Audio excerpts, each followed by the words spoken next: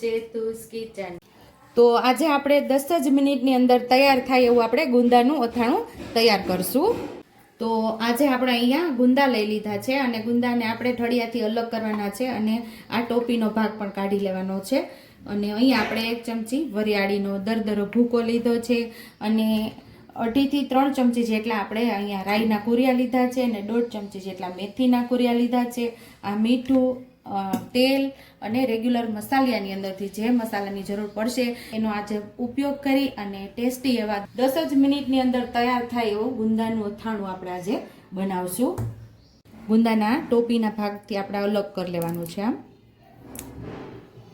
ગુંદાને આપણે ભાંગવાનું છે, એમાંથી થળિયાનો ભાગ કાઢવાનો છે, એટલે આપણે અહીંયા દસ્તો ઉપરથી મારશું એટલે ગુંદાના 2 ભાગ થશે। એની અંદરથી આપણે ઠળિયાને કાઢી લેવાનો છે। આવી રીતે આપણે 2 ભાગ કરી લેવાના છે અને ઠળિયાનો ભાગ કાઢી લેશું। આ ગુંદાને આપણે બોળવાની પણ જરૂર નથી, એમ જ આપણે ઝડપથી આ 10 જ મિનિટમાં આપણે અથાણું તૈયાર કરી લેવાનું છે। તો અહીંયા આપણે રાખી દેશું અને દાંડલા અને ટોપીના ભાગથી આપણે બધા ગુંદાને આવી રીતે તૈયાર કરી લેશું।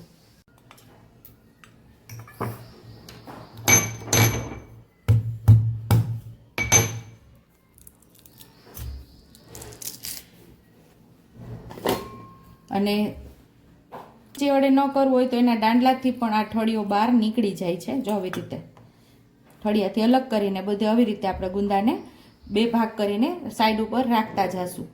બધા ગુંદાની અંદરથી આપણે ઠળિયા કાઢી લીધા છે અને આપણે મસાલોને વઘારે એટલી વારમાં એ કાળા પડી જાય, તો આપણે એના માટે આપણે ઉપરથી મીઠું ઉમેરી દઈશું।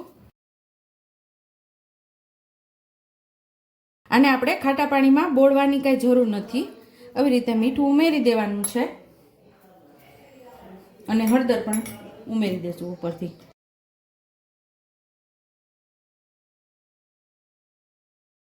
ભેળવી દેવાનું બસ, અને આવી રીતે ભેળવીને સાઈડ ઉપર રાખી દઈએ એટલે કાળા ન પડે।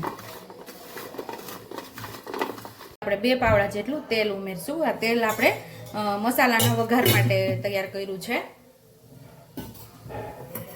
અહીં આપણે રાઈના કુરિયા ઉમેરી દઈશું।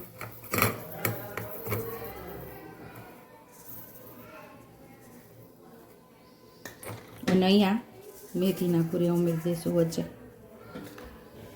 આ કુરિયાને તમે મિક્સર જારની અંદર દરદરા કરીને પણ ઉપયોગમાં લઈ શકો છો અને એમને પણ ઉપયોગમાં લઈ શકો છો।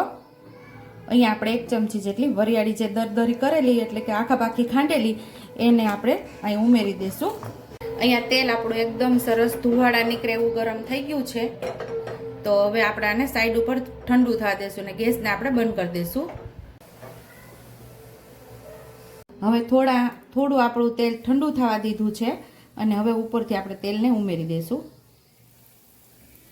થોડીક વાર આપણે પહેલાં ઠંડુ થવા દેવાનું, પછી જ આપણે ઉમેરવાનું।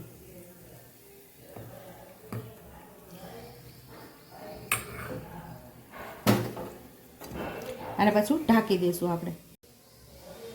થોડીક વાર ઠંડુ થઈ જાય પછી આપણે આને મિક્સ કરી લેવાનું છે, એકદમ ટેસ્ટી એવો સ્વાદ આવી જાય આપણા મસાલાની અંદર। હવે અહીંયા આપણે લાલ મરચું પાવડર ને હળદર ઉમેરશું।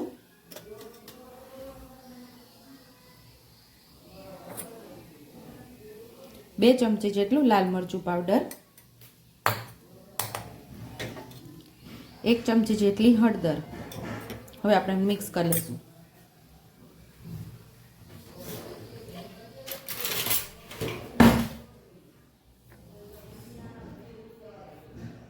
દોઢ ચમચી જેટલું મીઠું ઉમેરશું।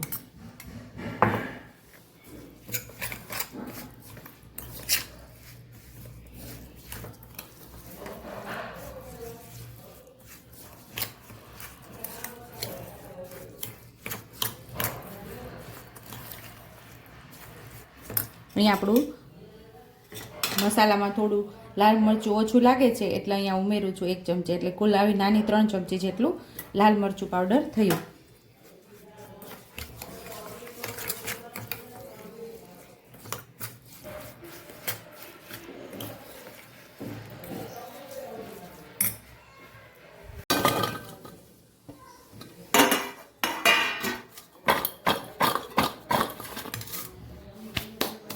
જે આપણે કાપતા ગુંદા જે સેજ ઓલા થઈ ગયા હતા. હવે હળદર અને મીઠું ઉમેરવાથી બહુ વધારે કાળા ન પડે. જો એકદમ મસ્ત એવું લાગે છે આપણું ગુંદું. આપણો મસાલો મસ્ત એવો ઠંડો થઈ ગયો છે. તો ગુંદાની ઉપર હવે ઉમેરી દઈશું અને મિક્સ કરી લેવાનું છે. આવી જ રીતે તમે ભરેલા ગુંદા પણ બનાવી શકો છો. એમાં એક કેરીનું ખમણ કરી અને હળદર મીઠું ચડાવી અને એકદમ 5 મિનિટ રાખી અને એકદમ સરસ કેરીનું ખમણ નીચવી અને આની અંદર આપણે ભેળવી શકીએ છીએ. મસાલાને સરસ આપણે ગુંદામાં મિક્સ કરી લેશું. અત્યારે ગુંદાનું અથાણું આપણું તૈયાર થઈ ગયું છે અને કાચની બોટલની અંદર આપણે ભરી દઈશું. તો અહીંયા આપણું ટેસ્ટી એવું ગુંદાનું અથાણું તૈયાર છે. મારા ગુંદાના અથાણાની રેસીપી તમને કેવી લાગી કમેન્ટ બોક્સમાં જરૂર તમે મને કહેજો. જો તમને મારી રેસીપી પસંદ આવી હોય તો મારી રેસીપીને લાઈક કરજો, શેર કરજો, સબસ્ક્રાઇબ કરજો, બેલ આઇકોનને દબાવતા ભૂલતા નહીં અને કમેન્ટ બોક્સમાં કમેન્ટ કરજો કે મારી રેસીપી કેવી લાગી. તો આવજો.